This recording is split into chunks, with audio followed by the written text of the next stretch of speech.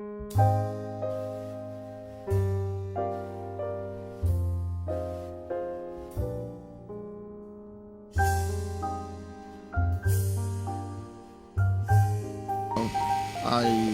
decided to do charity because of my personal experience in life. Growing up was not easy for me. I went through a lot, and then when God decided to bless me, I felt I should give back to the community. When I was growing up, it was difficult for me to wear good clothes, to wear good shoes. I was not privileged to go out like every other children or every other person would do. So now that things has changed for me a little bit, I made up my mind to just go back there and try to put smile on the faces of the people in my own little way and just make sure they are okay. So it's just out of my past experience and the love of God, out of the love of God, because to me, this is all about ministry. It's not about preaching on the altar and shouting alone. Ministry is all about changing lives, affecting people. So I'm doing the work of God and also fulfilling my dreams. I love to help people. I've been doing this like all my life, but just that I don't do it publicly like this. I help a lot of people, a lot of widows. I've been doing this for many, many years, but just that this year we decided to take it to another level. Human needs are unlimited. You can never satisfy everybody.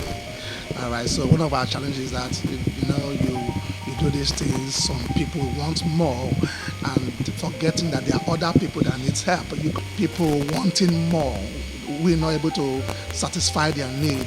And apart from that, it has been going well. Well, there was a time it was, I think it was a low key something. I just came in. I said, okay, let me decide to help a group of people. Actually, I was driving through somewhere in Ikotu, not too far from the synagogue church of our. So I was just passing. I saw some group of people like they were suffering. Okay, I just came down from the car out of my own kind gesture. Let me just help them. Even when I brought money out of my pocket, they kidnapped me.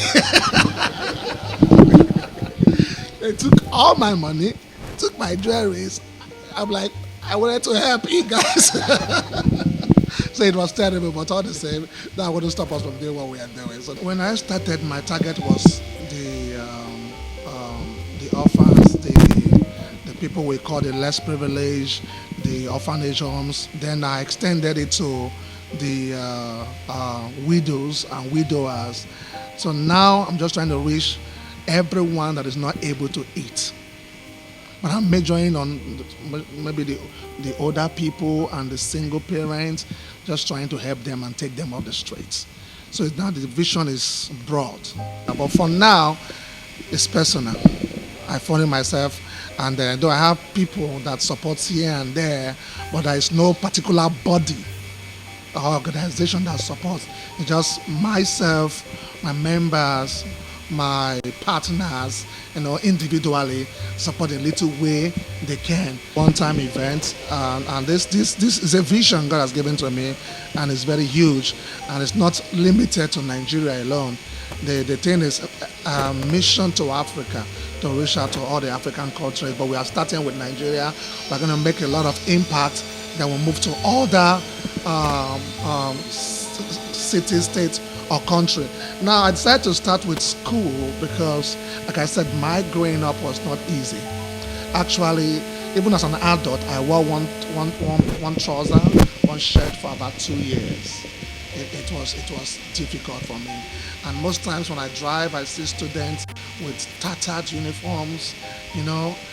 I just have this compassion in my heart. So I decided to start with the kids, encourage them because education is the key. When we teach them and we get them educated, we reduce crime in the community. So some of them wants to go to school, but because no book, they can't go to school. No bag, they can't go to school. No uniform, they can't go to school. So I said, okay, let's start there. They were so happy, they were so excited. And to me, that is ministry. And I'm fulfilled because you never can tell.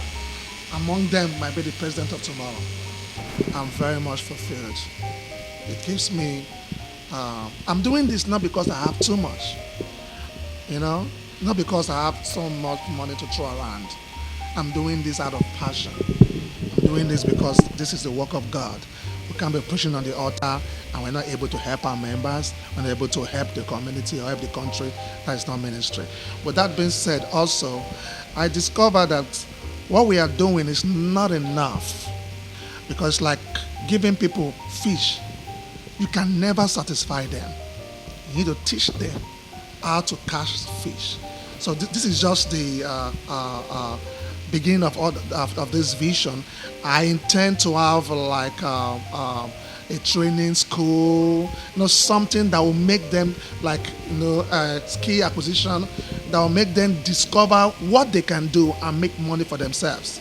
That's the vision. Because if I keep going food, how many days are they going to eat it?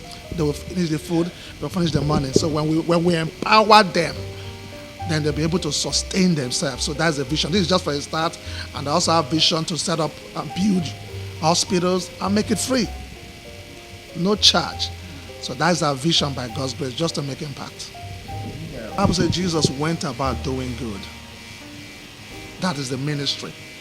Ministry is all about doing good. What is the gospel? The gospel means good news.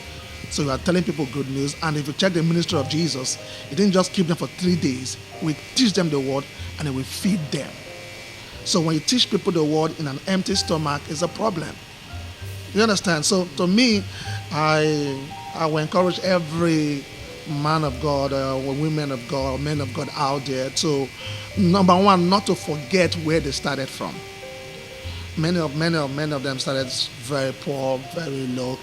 Today they are up there and they raise shoulders and they behave as if they've never been poor all their life before. Now that's number one error. You must not be too successful to forget your roots. You must always remember where God picked you from. And that is why I told God, if wealth is going to make me proud, let me be poor. That's my own personal vow to God. I don't want to be proud. I want to be humble because I know within the split of a second, God can change my life either for good or for bad. So I encourage every man of God out there, don't just preach the word only. Try the best you can to also empower people. That's why we are doing the little we can. In Texas, the mayor of Houston gave me a proclamation acknowledging the work we do. And in just this early level, because we are able to make impact. We help people, we pay their rent. In America, I've given over 25 cars within the space of 2 years. That's America. Here in Nigeria, I pay thousands of rent, take care of thousands of people. Sometimes I give my last and I go back home sleeping without food. And nobody will know that. They just believe I have it in abundance. So what I'm trying to say, it's a selfless work. So every minister out there should not only think about themselves, they should take the ministry from the altar to the streets.